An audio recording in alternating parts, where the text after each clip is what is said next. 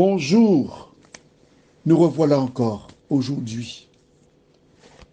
Nous sommes toujours en train de découvrir le Consolateur. Nous avons vu hier encore une autre déclaration biblique indiquant que c'est Dieu qui console. D'accord? Aujourd'hui, nous lirons dans 2 Corinthiens 1, versets 3 et 4.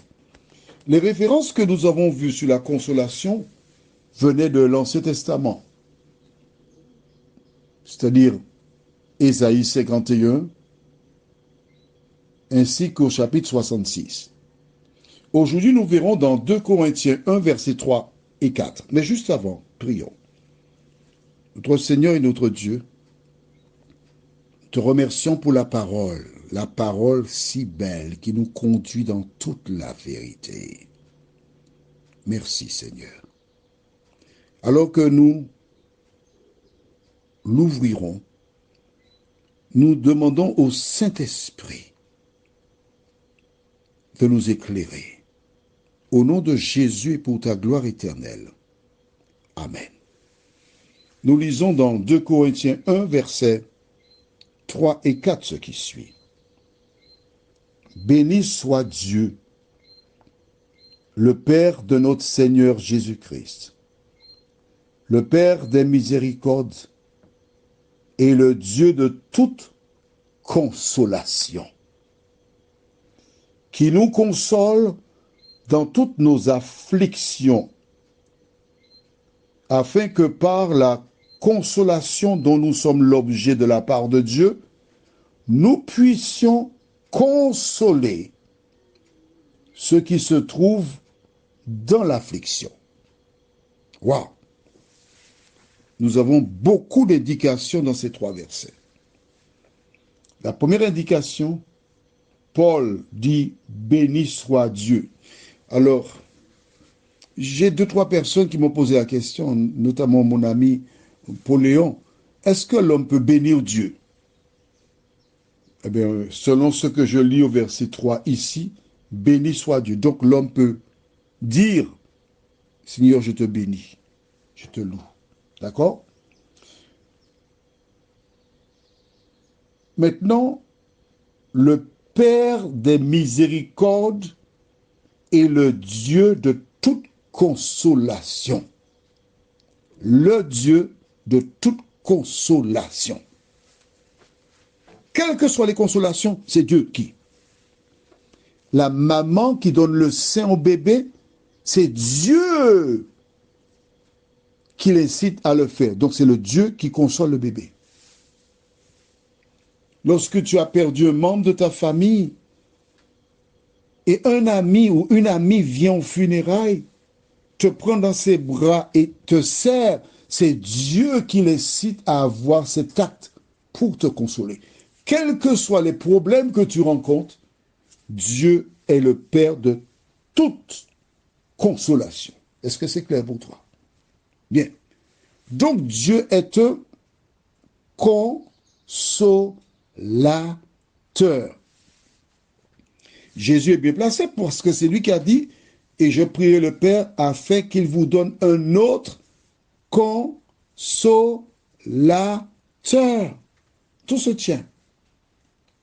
Verset 4. Qui nous console dans toutes nos afflictions. Tu ne sais pas comment payer le loyer. Tu ne sais pas où se trouve ton fils qui a laissé le foyer, qui a fondé un foyer sans te donner aucune indication. Tu n'es pas au courant. Tu as un enfant qui est malade. On ne trouve pas la maladie. On a volé ton véhicule et malgré toutes les recherches, il est introuvable. La liste de souffrances, elle est longue. Et je ne saurais identifier tous les maux de ce monde. Mais je sais une chose. C'est quel que soit nos maux, c'est le seul médicament pour eux tous. Jésus de Nazareth. Ensuite, au verset 4 toujours, afin que par la consolation dont nous sommes l'objet de la part de Dieu, ça veut dire en clair qu'une fois que Dieu t'a consolé, que te reste-t-il à faire? Nous puissions consoler ceux qui se trouvent dans l'affliction. Quand Dieu t'a consolé, tu as le devoir de consoler les autres. Quand Dieu t'a consolé, tu as le devoir de consoler les autres. Rappelle-toi, un jour, 4 hommes portèrent un paralytique vers Jésus. Mais les personnes avaient pris d'assaut cette demeure et ils n'avaient pas d'amour dans leur cœur pour le prochain. Malgré les différents efforts demandant aux gens de laisser passer cet homme malade pour voir Jésus, personne ne voulait perdre sa place. Au contraire, on jouait de l'épaule pour empêcher cet homme de voir Jésus. Mais ses amis et lui étaient déterminés à voir Jésus. Ils montèrent sur le toit, découvrir ce dernier là où se trouvait Jésus. Sans bruit, parce qu'ils ne voulaient pas distraire l'assemblée.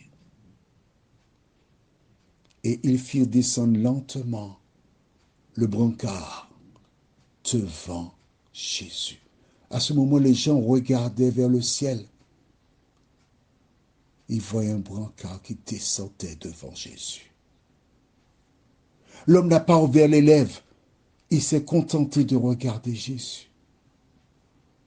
Il s'est contenté de communiquer avec lui par ses larmes et ses yeux. Et Jésus, voyant cette foi, le guérit et lui dit, « Lève-toi, prends ton brancard et rentre à ton domicile. » Quand cet homme s'en alla, la Bible ne donne pas ces détails. Ce n'est pas le fruit de l'imagination, mais c'est la connaissance de Dieu. Il s'en alla avec ses amis. J'aimerais t'inviter à le voir riant, chantant, louant Dieu. Et sur son passage, des personnes qui le voyaient, mais c'est pas vous qui êtes passé tout à l'heure, il était couché dans le brancard? Oh oui! Mais qu'est-ce qui s'est passé? L'homme qu'on appelle Jésus, il m'a guéri, il m'a délivré. C'est lui qui a fait ça. Ah bon? Et ces personnes qui appelaient, Romain, viens, on va voir Jésus nous aussi. Jusqu'à ce que l'homme arrive à son domicile, il proclamait ce que Jésus avait fait dans sa vie, et toutes les personnes qui étaient découragées, toutes les personnes qui avaient des problèmes, toutes les personnes qui avaient des soucis, en voyant l'homme transformé, marchant, ces personnes coururent pour aller voir Jésus de Nazareth. Toi qui m'écoutes ce matin, toi qui es visité par le Saint-Esprit, que fais-tu de ce que la parole réalise dans ton cœur et dans ta vie? Est-ce que tu gardes la parole juste là pour toi comme ça? Ou bien tu fais comme cet homme pour dire ce qu'il a fait pour toi? Prions. Notre Seigneur et notre Dieu, nous sommes heureux de découvrir que lorsque tu as fait quelque chose dans notre vie, nous avons le devoir, à notre tour, de dire à nos proches, à nos amis, qui tu es et ce que tu peux faire dans nos vies. Merci pour ta parole, Seigneur. Merci pour le Saint-Esprit. Merci pour la grâce. Nous t'avons prié au nom de Jésus pour ta gloire éternelle. Amen. Demain, c'est le 27 août, le plus beau jour de l'année pour moi, parce que je suis né un mercredi soir à 20 heures de parents martiniquais à Saint-Louis, Marie-Galante. Alors, c'est mon anniversaire. Et j'invite toutes les personnes qui reçoivent ces audios pour la grande fête dans le cadre de mon anniversaire. Quel que soit le lieu où tu es, tu pourras participer. Je te dis ça demain matin, si Dieu veut. Demain 27 août. N'oublie pas. Très bien. Je te souhaite une bonne journée. Prends soin de toi.